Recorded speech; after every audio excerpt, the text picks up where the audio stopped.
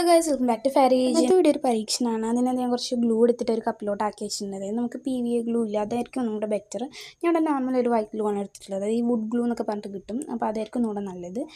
അത് ആദ്യം തന്നെ ഒരു ബൗളോട്ട് ഞാൻ ഒഴിക്കുന്നുണ്ട്. പിന്നെ കുറച്ച് കോൺഫ്ലോർ ആ ഒരു കപ്പിൽ തന്നെ ഞാൻ ആക്കി വെച്ചിട്ടുണ്ട്. മെഷർമെൻറ്റ്സ് ഡിസ്ക്രിപ്ഷൻ ബോക്സിൽ കൊടുക്കാം. പിന്നെ കുറച്ച് വിനെഗറും കുറച്ച് ഓയിലും കൂടെ ഒഴിക്കുന്നുണ്ട്.